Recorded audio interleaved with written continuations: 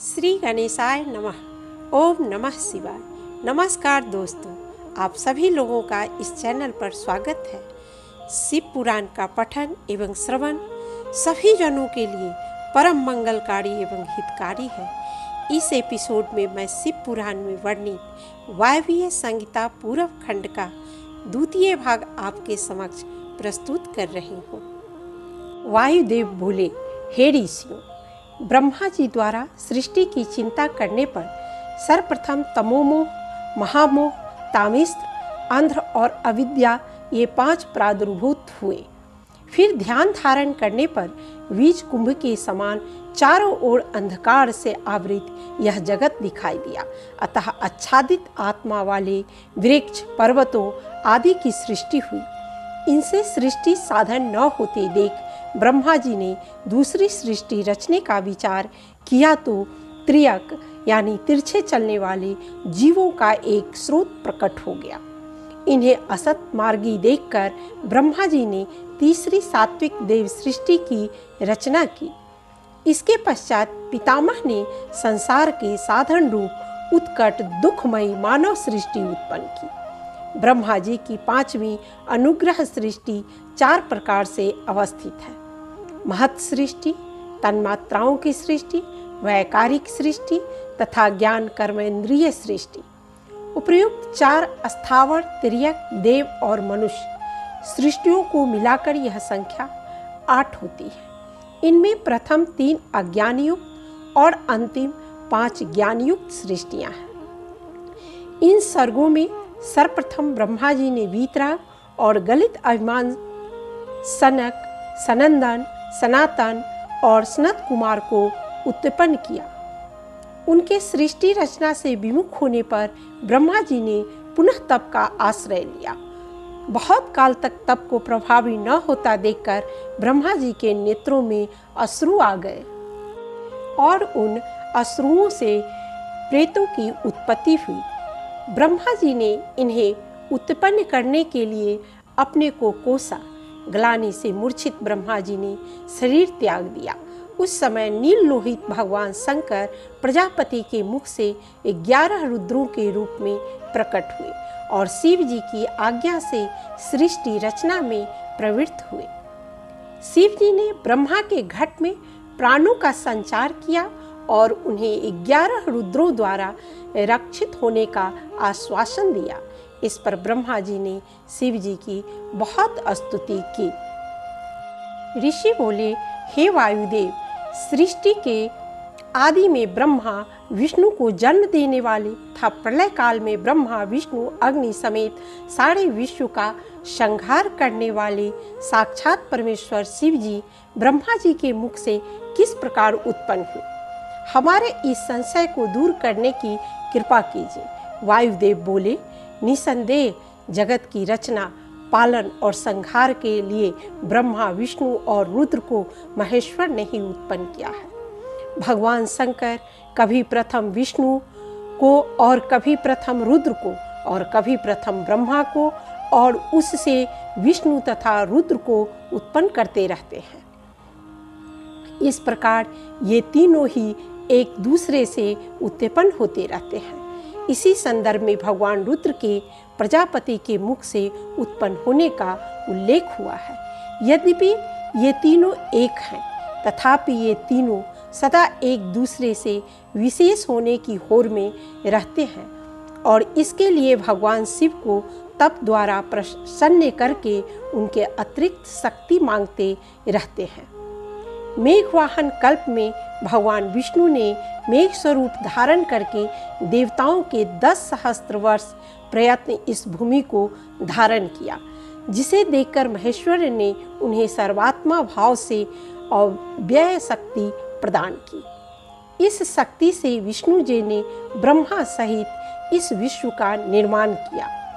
विष्णु के वैभव को ब्रह्मा जी फूटी आंख न देख सके और उससे अधिक शक्ति पाने के लिए भगवान शंकर का आराधन करने लगे। भगवान शंकर के प्रसन्न होने पर ब्रह्मा ने उनसे पूर्ण समर्थ होने का वर मांगा। शिव जी से प्राप्त शक्ति से उन्मत्त ब्रह्मा ने लौटते ही विष्णु को पकड़ और जकड़ लिया। विष्णु जी अंतर्ध्यान हो गए और पुनः ब्रह्मा जी की भौहों के बीच में से उत्पन्न होकर प्रकट हो गए। शिव जी गुप्त रूप से प्रथम तो उन दोनों शक्तिशालियों का संघर्ष देखते रहे और पुनः प्रकट होकर उन्होंने दोनों में समझौता करा दिया। कल्पांतरों का विवरण ऋषियों को सुनाते हुए वायुदेव जी बोले, ब्रह्मा जी जब प्रत्येक कल्प में अपनी प्रजा की वृद्धि नहीं देखते तो भगवान शंकर की शरण में आते हैं। तब महेश्वर की इच्छा से काल स्वरूप भगवान रुद्र पुत्र रूप से प्रकट होकर ब्रह्मा को अनुग्रहित करते हैं। एक बार जब महेश्वर भगवान ने जब विकराल रुद्रों को उत्पन्न किया तो ब्रह्मा ने इन्हें संभाल पाने में अपनी असमर्थता प्रकट की तथा उनसे जन्म मरण धर्मा प्रजा उत्पन्न करने की प्रार्थना की, परंतु शिव जी ने मरण धर्मा सृष्टि उत्पन्न करना स्वीकार न किया। वायुदेव कहते हैं, ब्रह्मा को जब अपनी सृष्टि बढ़ती दिखाई न दी तो उसने मैथुनी सृष्टि करने का निश्चय किया, परंतु शिव जी ने नारी जाति को उत्पन्न ही नहीं किया था। अतः ब्रह्मा जी ने तप का आश्रय लिया। भगवान शंकर अर्धनारीश्वर के रूप में ब्रह्मा के समक्ष प्रकट हुए। ब्रह्मा जी ने भगवान महेश्वर और भगवती महेश्वरी की स्तुति करके उन्हें प्रसन्न किया। शंकर भगवान ने ब्रह्मा के मनोरथ को जानकर अपने अंग से दिव्य गुणों वाली एक परम शक्ति देवी को प्रकट किया। उस देवी के सामने नतमस्तक होकर ब्रह्मा जी बोले, सर्व जगन्मयी देवी, आपके पहले नारी कुल का प्रादुर्भाव नहीं हुआ था और मुझ में नारी कुल की सृष्टि करने की शक्ति नहीं है। संपूर्ण शक्तियों का आविर्भाव आपसे ही होता है। अतः सर्वत्र सबको सब प्रकार की शक्ति देने वाली आप वरदायिनी माया देवेश्वरी से ही प्रार्थना करता हूँ। संसार भय को दूर करने वाली सर्वव्यापिनी देवी, इस चराचर जगत की वृद्धि के लिए आप अपने एक अंश से मेरे पुत्र दक्ष की पुत्री हो जाइए। देवी ने अपनी भौहों के मध्य से अपने ही समान तेज वाली शक्ति को उत्पन्न किया। महेश्वरी ने उस शक्ति को ब्रह्मा की कामना पूर्ण करने का आदेश दिया और स्वयं महादेव जी के शरीर में प्रविष्ट हो गई। उस शक्ति से ब्रह्मा जी ने अपने आधे शरीर से मनु नाम वाले पुरुष को और आधे शरीर से शत्रुपा नाम वाली स्त्री को उत्पन्न किया। मनु और शत्रुपा ने मैथुन द्वारा प्रियव्रत और उतानपाद नामक 2 पुत्रों तथा आकुति, देवहूति और प्रसूति नामक 3 कन्याओं को उत्पन्न किया। प्रसूति का विवाह दक्ष से और आकुति का रुचि प्रजापति से हुआ। आकुति के यज्ञ और दक्षिणा पुत्री युगल रूप में पैदा हुए। प्रसूति की 24 श्रद्धा, लक्ष्मी, कृति, पुष्टि, तुष्टि, मेधा, क्रिया, बुद्धि, लज्जा, वपु, शांति, सिद्धि, कीर्ति, ख्याति, सती, संभूति, स्मृति, प्रीति, क्षमा, सन्मति, अनुसुईया, ऊर्जा, स्वाहा और स्वधा कन्याएं उत्पन्न हुई। श्रद्धादि 13 कन्याओं का धर्म के साथ ख्याति आदि 11 कन्याओं का क्रमशः भृगु, रुद्र, मरीचि, अंगिरा, पुलह, क्रतु, पुलस्त, अत्रि, वशिष्ठ, अग्नि तथा पितर के साथ विवाह हुआ। दक्ष प्रजापति की पुत्री ही पिता द्वारा अपने पति के किए गए अपमान को न सह पाने के कारण याज्ञाग्नि में शरीर को भस्म करके हिमालय के घर मैना के उदर से उमा नाम से उत्पन्न हुई और उसने कठोर तप द्वारा रुद्र को पति रूप में प्राप्त किया। भृगु ने ख्याति से विष्णुप्रिया लक्ष्मी नाम की एक पुत्री को तथा धाता विधाता नामक 2 पुत्रों को जन्म दिया। धाता विधाता की परंपरा से सहस्त्रों पुत्र उत्पन्न हुए जो सभी भार्गव कहलाए। मरीचि ने संभूति से 4 पुत्रियों को और पौर्णमास नामक 1 पुत्र को उत्पन्न किया। इसी वंश में आगे चलकर कश्यप ऋषि हुए। अंगिरा ने स्मृति से अग्निघ्र और सरफ 2 पुत्र और 4 पुत्रियां उत्पन्न की। पुलस्त ने प्रीति से दंताग्नि पुत्र उत्पन्न किया, जो आगे चलकर अगस्त्य नाम से प्रसिद्ध हुआ। पुलह ने क्षमा से कर्दम, आसुरी तथा सहिष्णु को जन्म दिया। कृतु ने सन्मति से वालखिल्यादि 60,000 बालक उत्पन्न हुए। अत्रि ने अनसुईया से सत्यनेत्र, दृश्य, आपोमूर्ति, शनिश्चर और सोम नामक 5 पुत्रों और श्रुति नामक 1 पुत्री को उत्पन्न किया। वशिष्ठ ने ऊर्जा से पुंडरीक आदि 7 पुत्र उत्पन्न किए। इन सब की आगे चलकर सैकड़ों हजारों संतानें हुई, जिनसे विश्व भर गया। ब्रह्मा जी ने मानस पुत्र, रुद्र रूप अग्नि ने स्वाहा से पावक, पौमान और सूचि नामक 3 पुत्र जने। पितरों अयजवान और अग्निष्ठवान ने स्वधा से मैना और धरणी को पैदा किया। मैना और धरणी का विवाह हिमाचल से हुआ और मैना के 2 पुत्र था गौरी और गंगा नामक 2 पुत्रियां उत्पन्न हुई। धरणी ने मंद्राचल पुत्र को तथा बेला, आयाति और निर्याति नाम की 3 कन्याओं को जन्म दिया। सागर की वेला के उदर से उत्पन्न कन्या सपर्णा का प्राचीन महर्षि से विवाह हुआ, जिससे उसे प्रचेतस नामक 10 पुत्र हुए। इन्हीं का पुत्र दक्ष शिव जी के शाप से चाक्षुष मनवंतर में उत्पन्न हुआ। इस तरह मनुवंश का वर्णन करते हुए दक्ष यज्ञ विध्वंस आदि के प्रसंग सुनाकर वायु देवता ने यह बताया कि भगवान शंकर ने दक्ष तथा देवताओं के अपराध क्षमा कर दिए। इसके पश्चात भगवान शंकर देवी उमा और अपने गणों के साथ अंतर्ध्यान हो गए। वायुदेव कहते हैं, मंद्राचल पर्वत बड़ा भारी तप किया था कि इस पर्वत पर भगवान शंकर और पार्वती विराजमान हो।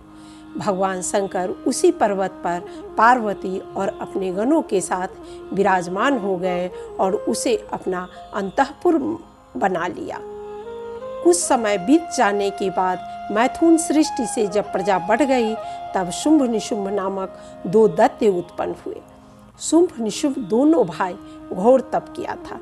दोनों के तप से प्रसन्न होकर ब्रह्मा जी ने वरदान दिया कि इस जगत के किसी भी पुरुष से तुम मारे नहीं जा सकोगे। दोनों ने वरदान मांगा था कि पार्वती देवी के अंश से उत्पन्न अयोनिजा कन्या उत्पन्न हो तथा अति पराक्रम से संपन्न हो, हम युद्ध में उसी के हाथों मारे जाए।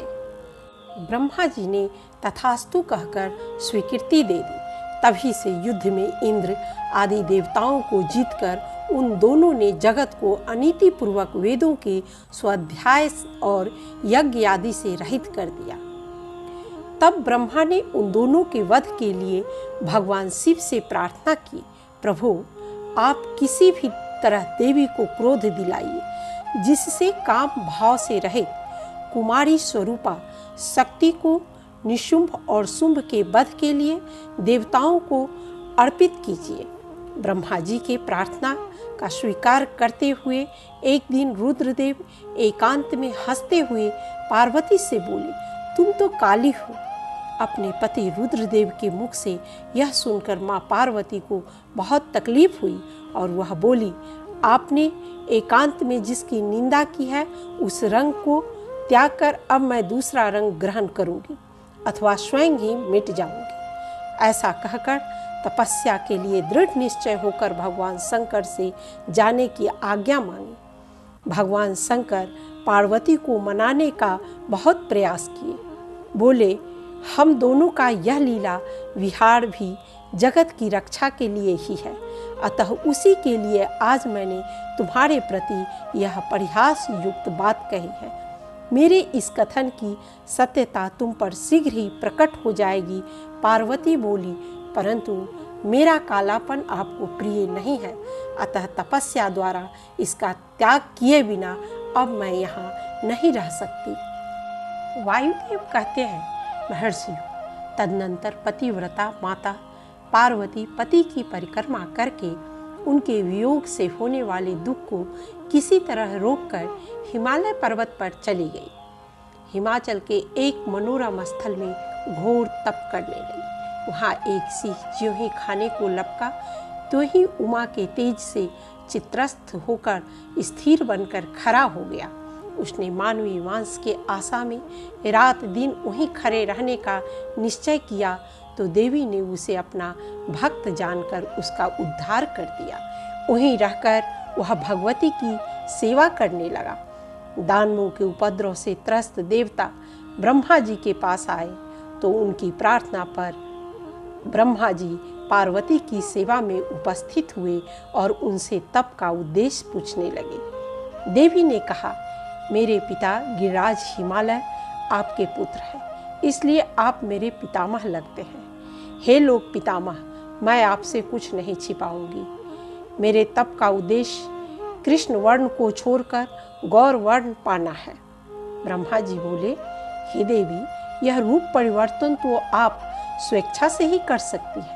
जगन्माता, आपकी लीला भी लोकहित के लिए ही होती है, अतः आप इसके द्वारा मेरे एक अभिष्ट फल की सिद्धि कीजिए। निशुंभ और शुंभ नामक दो दैत्य हैं, दोनों को मैंने वर दे रखा है। आपके ही हाथ से ही मारा जाएगा। इससे उसका घमंड बहुत बढ़ गया है और वे देवताओं को सता रहा है। हे जगन्माता, आप क्षण भर के लिए सुस्थिर हो जाइए। आपके द्वारा जो शक्ति रची या छोड़ी जाएगी वही दोनों के लिए मृत्यु हो जाएगी। ब्रह्मा जी के इस प्रकार प्रार्थना करने पर देवी पार्वती सहसा अपनी काली त्वचा के आवरण को उतारकर गौरवर्णा हो गई। उमा के त्यागे शरीर से काली कौशिकी नाम की कन्या उत्पन्न हुई। देवी की वह मायामयी शक्ति ही योग निद्रा और वैष्णवी कहलाती है। उसके 8 बड़ी बड़ी भुजाएं थी। उसने उन हाथों में शंख, चक्र और त्रिशूल आदि आयुध धारण कर रखे थे। उस देवी के 3 रूप हैं, सौम्य, घोर और मिश्र। वह 3 नेत्रों से युक्त थी। वह अत्यंत सुंदरी थी। देवी ने अपनी इस सनातन शक्ति को ब्रह्मा जी के हाथ में दे दिया। ब्रह्मा जी द्वारा दिए शस्त्रों से सन्नद्ध होकर और रथ पर आरूढ़ होकर विंध्याचल को चल दी। वहाँ उसने शुंभ निशुंभ का वध करके देवों को सुखी बनाया। इसके पश्चात गौरी देवी मंद्राचल पर शिव जी के पास लौटी। शिव जी ने उनका आदरपूर्वक स्वागत किया। उमा ने कौशिकी का और सिंह का शिव जी से परिचय कराया। उमा की इच्छा अनुसार शिव जी ने कौशिकी को आराध्य देवी के रूप में और सिंह को नंदी राजभवन के द्वारपाल के रूप में प्रतिष्ठित कर दिया। वायुदेव बोले, मुनियों, रुद्र का घोर तेजस्वी शरीर ही अग्नि है और शांति से पूर्ण जगदम्बिका गौरी का शरीर अमृतमय सोम है। इसे ही शक्ति का शांतिमय शरीर भी कहते हैं। तेज सूर्य स्वरूप और अग्नि स्वरूप होने के कारण 2 प्रकार का है। इसी प्रकार सोम स्वरूप तथा जल स्वरूप होने के कारण इसकी वृत्ति भी 2 प्रकार की है। तेज विधुन्यमय और रस मधुरादिमय है। तेज और रस के भेद से ही चराचर जगत की स्थिति है। अग्नि से ही अमृत की उत्पत्ति होती है और घृत या अमृत अग्नि की वृद्धि करता है। अतः लोक कल्याण के लिए ही अग्नि में अमृत की हवि दी जाती है। हवि के निमित्त अन्न की उत्पत्ति होती है और अन्न की वृद्धि के लिए वर्षा होती है। इस प्रकार अग्नि और अमृत ने ही संसार को धारण कर रखा है। ऊपर की ओर जलता हुआ अग्नि वहाँ तक बढ़ता है जहाँ से कि सोम से उत्पन्न अमृत नीचे गिर रहा है। ऊपर को जाने वाले इस कालाग्नि को शक्ति ने और नीचे गिरने वाले सोम को शिव ने धारण कर रखा है। इस जगत के नीचे शक्ति और ऊपर शिव अथवा नीचे शिव और ऊपर शक्ति है। एक बार अग्नि ने इस जगत को जलाकर भस्म कर दिया था। तब से भस्म को अग्नि का वीर्य कहा जाता है। इस तत्व को जानकर भस्म से स्नान करने वाला संसार बंधन से मुक्त हो जाता है। वायु देवता कहते हैं, महर्षियों, इस जगत में सभी शब्द अर्थयुक्त है। शिव और उमा शब्दों का अर्थ मूर्ति भेद से दो प्रकार का है। शब्द स्वरूपनी विभूति तीन प्रकार की कही गई है, स्थूला, सूक्ष्म और पड़ा। स्थूला वह है जो कानों को प्रत्यक्ष सुनाई देती है, जो केवल चिंतन में आती है वह सूक्ष्म कही गई है, और जो चिंतन की भी सीमा से परे है उसे परा कहा गया है। वह शक्ति स्वरूपा है। वही शिव तत्व के आश्रित रहने वाली पराशक्ति कही गई है, यानी पराशक्ति ही शिव तत्व का आधारभूत है। ज्ञान और शक्ति के योग से इच्छा सहित समस्त शक्तियों का समष्टि रूप ही शक्ति तत्व है। यही परमादेवी कुंडली माया है। विभाग की दृष्टि से यह 6 मार्ग वाली है। 3 शब्द मार्ग है और 3 ही अर्थ मार्ग है। मंत्र, पद और वर्ण शब्द के तथा भुवन तत्व और कला अर्थ के मार्ग है। इन सब का आपस में व्यापक संबंध है। वाक्य के भाव से पद और पदों से समस्त वर्ण पूर्ण है। भुवनों में वर्ण का ही आधार है। सभी तत्व यथोचित कलाओं से परिपूर्ण है। पर प्रकृति की परिणाम रूप से 5 कला, निवृत्ति, प्रतिष्ठा, विद्या और शांति स्थितियां हैं। पराशक्ति इनसे परे 6 मार्गों में विभक्त है। वही सर्वत्र व्याप्त है। वही पर प्रकृति का भाव है और वही सात्विकवादी गुणों से शिव तत्व रूप है। आदि शक्ति से लेकर पृथ्वी तक शिव तत्व प्रकट है और यही शिव का परम धाम है। इसी में व्यापिका शक्ति विद्यमान है और यही पंच तत्वों के शोधन से ज्ञात होता है। निवृत्ति कला से लेकर रुद्र तक, अंड तक की स्थिति का शोधन किया जा सकता है। प्रतिष्ठा कला से अव्यक्त अगोचर की, विद्या कला से विश्वेश्वर तक की, शांति कला से ऊर्ध्व मार्ग तक की शुद्धि की जा सकती है। शांति के बाहर पर प्रकृति के मेल से परम व्योम है। इन्हीं 5 तत्वों से सारा जगत व्याप्त है। इसकी उपेक्षा करने वाला साधक शुद्धि से वंचित, विफल श्रम और अधोयोनि को जाने वाला होता है। शक्तिपात योग और तत्व व्यापित योग के ज्ञान के बिना इस विशुद्धि को जानना संभव नहीं, क्योंकि शक्ति ही परमाज्ञा शिव संबंधी चिद्रूपा परमेश्वरी है। उसी के साधनभूत होकर शिव सब में अधिष्ठित हैं। न आत्मा, न माया और न यह विचार है। बंध और मोक्ष को देने वाली शिव की वही अव्यभिचारिणी शक्ति ही है, जो उन भावों से शिव की सहधर्मिणी है। उस गृहिणी से ही शिव गृही तथा गृहस्थी है, और उस कर्ता शिव का कार्य वह जगत है। इसी से वे जगत के माता पिता हैं। शिव और शक्ति वास्तव में एक है। कुछ लोग स्त्री पुरुष रूप से उनमें भेद मानते हैं। वस्तुतः जिस प्रकार सूर्य की प्रभा से सूर्य भी भिन्न है और अभिन्न भी, उसी प्रकार से शक्ति शिव का संबंध है। शिव परम कारण रूप है। उनकी आज्ञा ही परमेश्वरी है। वही शिव की अविनाशी शक्ति और त्रिगुणात्मिका महामाया कहलाती है। वह कार्य भेद से विविधा होकर 6 मार्गों को प्रकट करती है। शब्द और अर्थ स्वरूप वाले 6 प्रकार के मार्ग समस्त संसार में व्याप्त तथा शास्त्रों में वर्णित है। तदनंतर ऋषियों ने कई कारण दिखाकर पूछा, वायुदेव, यदि शिव सदा शांत रहकर सब पर अनुग्रह करते हैं तो सबकी अभिलाषाओं को एक ही साथ पूर्ण क्यों नहीं कर देते? जो सब कुछ करने में समर्थ होगा वह सबको एक साथ बंधन मुक्त क्यों नहीं कर सकेगा?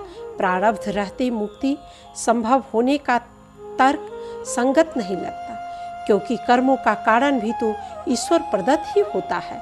वायुदेव बोले, ऋषियों, तत्व ज्ञान के लिए उठाया गया प्रश्न साधु बुद्धि वाले पुरुषों में नास्तिकता का उत्पादन नहीं कर सकता, यानी बुद्धि की सावधानता नास्तिकता नहीं है। आप लोगों के द्वारा उठाया गया प्रश्न अति उत्तम है, मैं उसका उत्तर आपको देता हूँ। शिव जी निश्चित रूप से स्वतंत्र हैं, परंतु स्वतंत्र शब्द का अर्थ निरपेक्ष नहीं। अनुग्रहिता को परतंत्र मानने से मुक्ति का अनवर्थ ही न होगा।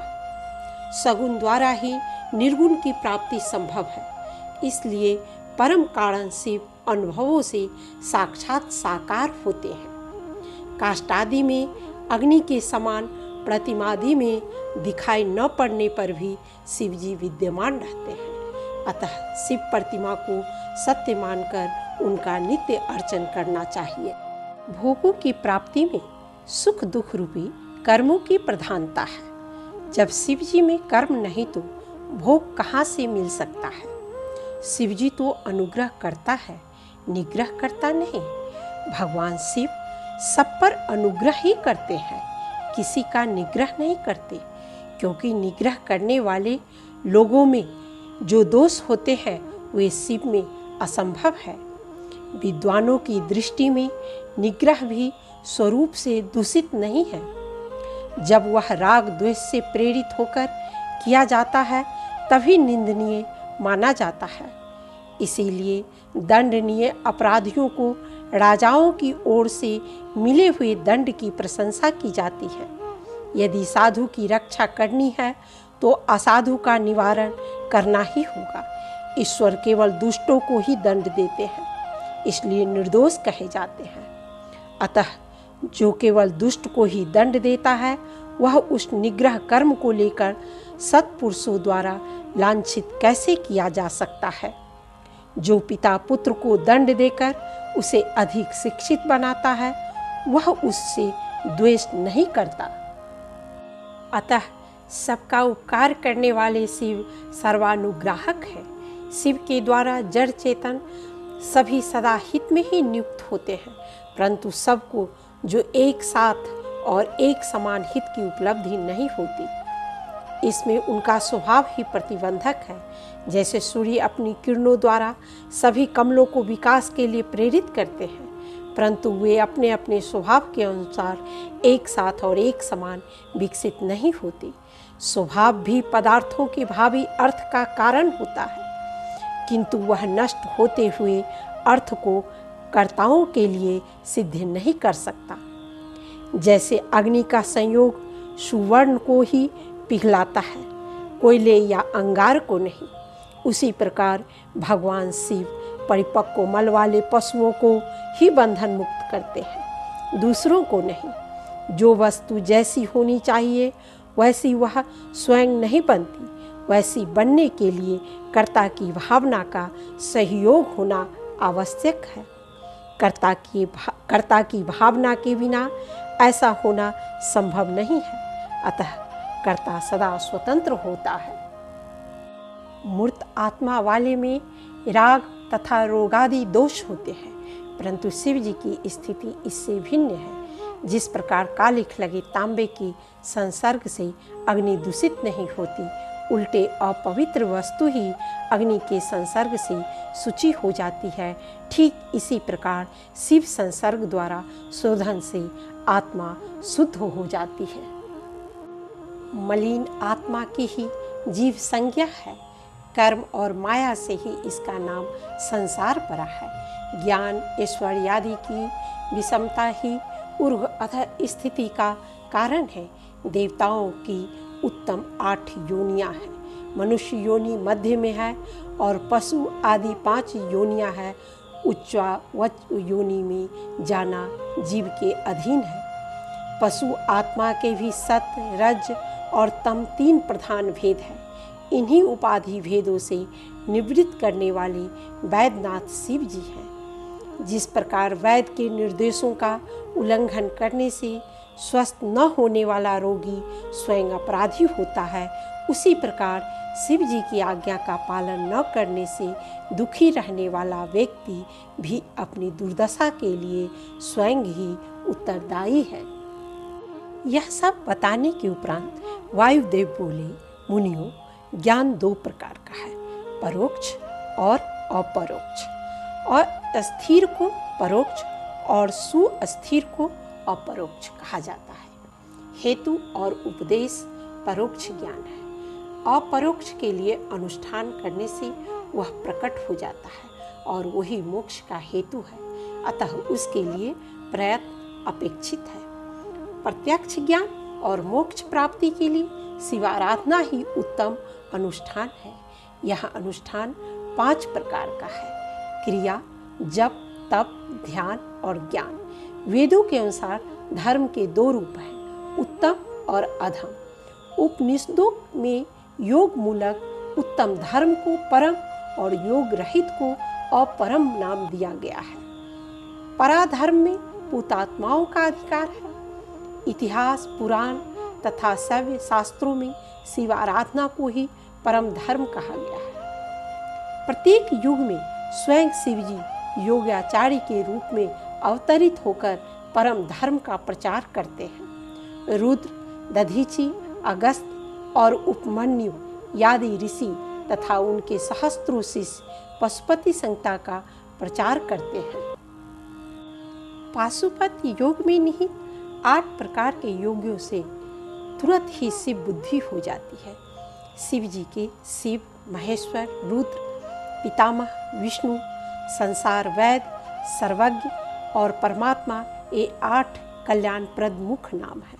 शिव तत्वज्ञों का कथन है कि समस्त मांगलिक गुणों के निधान और सबके स्वामी होने के कारण ही शिव की शिव संज्ञा है। 23 तत्वों के बाहर प्रकृति, प्रकृति से बाहर पुरुष और पुरुष से बाहर होने से वे महेश्वर हैं। प्रकृति और पुरुष उन्हीं के वशीभूत हैं। दुख और दुख के कारणों को दूर करने के कारण परम शिव रुद्र कहलाते हैं और जगत के मूर्तिमान पितर होने के कारण पितामह, देदीप्यमान एवं सर्वव्यापक होने के कारण सदाशिव विष्णु, मनुष्यों के भवरूप को दूर करने के कारण संसार वैद और संसार के सब कार्यों को जानने के कारण सर्वज्ञ तथा अपने से भिन्न किसी अन्य आत्मा के अभाव के कारण वे परमात्मा हैं। साधक को सर्वप्रथम आचार्य से शिव जी के इन 8 नामों को प्राप्त करना चाहिए और पुनः आचार्य निर्दिष्ट विधि से शिवादि 5 नामों से निवृत्ति और काला ग्रंथि का यथाक्रम छेदन करके इन नामों का आवर्तन करना उचित है। उसे अधिष्ठान कृत से कुछ शोध कर प्राणायाम द्वारा मूलाधार को जागृत करते हुए ब्रह्मारंध्र में प्रविष्ट होकर 8 आकारों का भेदन करना चाहिए तथा यह विधि भी गुरु से ही सीखनी चाहिए। साधक को स्वस्थ चित्त होकर नामाष्टक से अर्धनारीश्वर का ध्यान, पुष्पों से अष्ट नामों की पूजा, जप तथा आत्मनिवेदन करना चाहिए। इस साधन को अपनाने से जीव को पाशुपत्य ज्ञान की प्राप्ति हो जाती है और वह मुक्त हो जाता है। ऋषि बोले, भगवान, हम परम उत्तम पाशुपत व्रत की विधि और महिमा तथा भस्म धारण की महत्ता सुनना चाहते हैं, जिसका अनुष्ठान करके ब्रह्मा आदि सब देवता पाशुपत माने गए हैं। वायुदेव ने कहा, मैं पाशुपत व्रत का रहस्य बताता हूँ, जिसका अथर्व शीर्ष में वर्णन है तथा जो सब पापों का नाश करने वाला है। यह व्रत चैत्र पूर्णमासी को किया जाता है। त्रयोदशी के दिन स्नान आदि से निवृत्त होकर अग्नि होम करके आचार्य की पूजा करनी चाहिए और उनसे आज्ञा लेकर श्वेत वस्त्र, माला, चंदन आदि धारण करके कुशासन पर बैठकर और हाथ में कुश लेकर जितनी अवधि के लिए व्रत करने की भावना हो, आजीवन, 12 वर्ष, 6 वर्ष, 3 वर्ष, 1 वर्ष, 6 मास 3 मास, 1 मास, 12 दिन, 6 दिन, 3 दिन अथवा 1 दिन, वैसा संकल्प करना चाहिए। इसके पश्चात पंचाक्षरी मंत्र का जाप करना चाहिए। घी, समिधा और चरु से सौविधि विरजा होम करना चाहिए। इस समय यह धारणा करनी चाहिए कि मेरी देह के तत्व शुद्ध हो रहे हैं। इसके पश्चात गोबर का एक पिंड बनाकर उसे अग्नि में रख दे और हविष्य अन्न को भोजन करना चाहिए। दूसरे दिन चतुर्दशी को भी वही पूजन, हवन आदि सब कुछ करना चाहिए, परंतु भोजन नहीं करना चाहिए, निराहार ही रहना चाहिए। पूर्णिमा के दिन प्रथम 2 दिनों के समान पूजन, हवन आदि करके रुद्राग्नि को शांत करके लोक लाज न हो तो दिगंबर होकर, अन्यथा कसाय, चर्म, चीर आदि लपेटकर, मेखला और दंड धारण करके तथा 2 बार पाद प्रक्षालन और 2 ही बार आचमन करके अथर्ववेद के अग्नि रीति मंत्रों को पढ़ते हुए अपाद मस्तक पर त्रिपुंड लगाकर ओंकार सहित शिव का उच्चारण करना चाहिए। 3 कालों प्रातः, मध्याह्न एवं साय में आचार्य द्वारा निर्दिष्ट विधि से कमल कली में स्फटिक के पंचमुख वाले शिवलिंग की स्थापना करके षोडशोपचार से उनकी पूजा करनी चाहिए। सुगंधित जल से अभिषेक करना चाहिए। प्रथम आवरण में गणेश, कार्तिकेय और ब्रह्मा आदि का, द्वितीय आवरण में विघ्नेश्वर का, तृतीय आवरण में शिव की अष्टमूर्तियों का, चतुर्थ आवरण में गणेश, महादेव आदि 11 मूर्तियों का, पंचम आवरण में दिक्पालों, नक्षत्रों, देवी देवताओं तथा समस्त ऋषि मुनियों का यथोचित पूजन करना चाहिए। रात्रि में भूशयन करना चाहिए और पवित्र वस्तुओं से पृथक रहना चाहिए। इस अनुष्ठान से जीव सहज में ही शिव तत्व प्राप्त कर लेता है। विद्वान ब्राह्मण तो केवल भस्म धारण करने से ही दारुण पापों से मुक्त हो जाता है। भस्म रुद्राग्नि का परम वीर है और यह विभूति ऐश्वर्यदायक तथा परम रक्षक है। भस्म से स्नान करने वाला व्रती साक्षात महेश्वर हो जाता है। परमेश्वरी यह भस्म शैवों को परम अस्त्र है। इसी से तपस्वी उपमन्यु की आपत्ति का निवारण हुआ है। यह आख्यान निम्नोक्त रूप से है। मुनिवर व्याघ्रपाद के पुत्र पूर्व जन्म के सिद्ध थे। किसी अज्ञात कारण से ही वे मुनि कुमार हुए। उन्होंने एक बार अपनी माँ से दूध पीने के लिए मांगा। बालक के हठ को देखकर माँ ने उसे कृत्रिम दूध पीने के लिए दी। वह कृत्रिम दूध पीकर बालक अत्यंत व्याकुल हो उठा और बोला, माँ यह दूध नहीं है। माँ बहुत दुखी हो गई और बोली कि हम लोग दरिद्र हैं, कहाँ से दूध लाओ।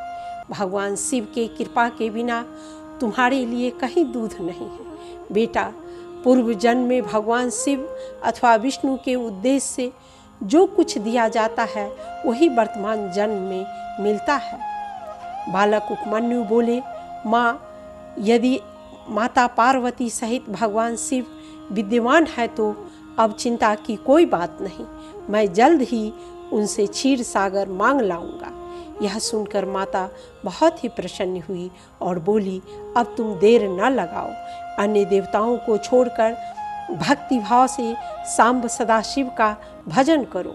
नमः शिवाय यह मंत्र वरदायक शिव का साक्षात वाचक माना गया है। इसी पंचाक्षर मंत्र का जाप करो। इसके जप से ही शीघ्र तुम्हारी रक्षा होगी एवं मनोकामना पूर्ण होगी। माता की आज्ञा से हिमालय पर्वत के शिखर पर उपमन्यु एकाग्रचित हो केवल वायु पीकर घोर तप करने लगा। राक्षस स्वभाव वाले कुछ मुनियों ने उन्हें सताना शुरू किया, परंतु उपमन्यु जोर जोर से नमः शिवाय का उच्चारण करते रहे। उस शब्द को सुनते ही राक्षस स्वभाव वाले मुनि उस बालक को सताना छोड़कर उसकी सेवा करने लगे। उपमन्यु की उस तपस्या से संपूर्ण चराचर जगत प्रदीप्त एवं संतप्त हो उठा। तदनंतर भगवान विष्णु एवं सभी देवताओं के अनुरोध पर भगवान शंकर उपमन्यु का परीक्षा लेने के लिए इंद्र का रूप धारण किए एवं माँ पार्वती सची का रूप धारण कर उपमन्यु के पास पहुँचे और वरदान मांगने के लिए बोले। उपमन्यु ने हाथ जोड़कर कहा, भगवान, मैं भगवान शिव की भक्ति मांगता हूँ। इंद्र रूपधारी शंकर बोले, मेरा भक्त हो जाओ, मैं तुम्हारी हर इच्छा पूर्ण करूँगा। निर्गुण रुद्र को त्याग दो। वायु देवता कहते हैं। यह सुनकर उपमन्यु बोले, तुम महादेव की निंदा कर रहे हो। महादेव जी की निर्गुणता बताकर तुमने स्वयं ही उनका संपूर्ण महत्व स्पष्ट रूप से कह दिया है। भगवान रुद्र संपूर्ण देवेश्वरों के भी ईश्वर है। मैं शिव से ही वर मांगूंगा। मेरी इच्छा यूं ही रह जाए, परंतु शिवाशास्त्र के द्वारा तुम्हारा वध करके मैं अपने इस शरीर को त्याग दूंगा। ऐसा कहकर उपमन्यु अघोर अस्त्र से आमंत्रित घोर भस्म को लेकर इंद्र के ऊपर छोड़ दिया, परंतु शिव की आज्ञा से नंदी ने बीच में ही अघोरास्त्र को पकड़ लिया। तत्पश्चात भगवान शिव ने अपने बालेंदु शेखर रूप को धारण कर लिया और ब्राह्मण उपमन्यु को उसे दिखाया। इतना ही नहीं, क्षीर सागर, सुधा सागर, दधि के सागर, घृत के समुद्र, फल संबंधी रस के समुद्र तथा भक्ष्य भोज्य पदार्थों के समुद्रों का दर्शन कराया। उस समय आकाश से फूलों की वर्षा होने लगी। सभी देवताओं से दसों दिशाएं आच्छादित हो गई। उस समय उपमन्यु आनंद सागर की लहरों में खो गए। वे भक्ति विनम्र चित्त से पृथ्वी पर दंड की भांति पड़ गए। महेश्वर ने उन्हें उठाया और माथों को चूमते हुए अनेकों वरदान दिए। फिर बोले, यह पार्वती देवी तुम्हारी माता हुई और मैं तुम्हारा पिता। तुम्हारे हृदय में मेरी भक्ति सदा बनी रहे। केवल दूध का ही नहीं, मधु, दही, अन्न, घी, भात तथा फल आदि के रस का भी समुद्र तुम्हें दे दिया। मैंने तुम्हें अमरत्व तथा गणपति का सनातन पद प्रदान किया और तुम्हारी कोई इच्छा हो तो मांग लो।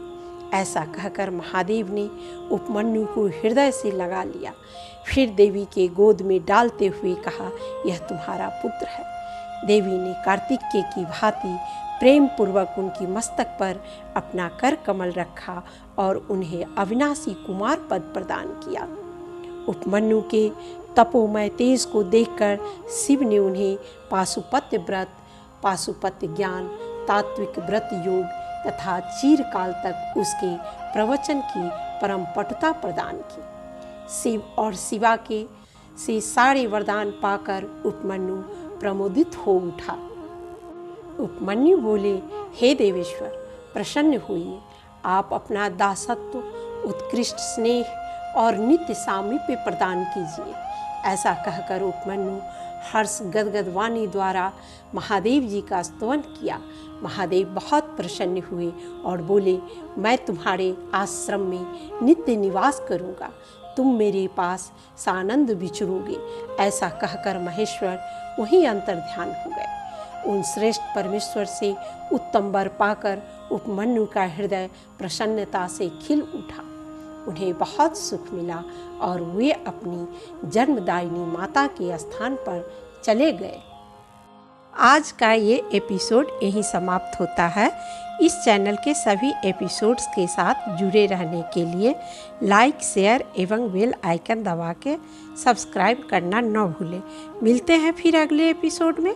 तब तक आप सभी लोग अपना ख्याल रखें। महादेव की कृपा आप सबों पर बनी रहे। हर हर महादेव।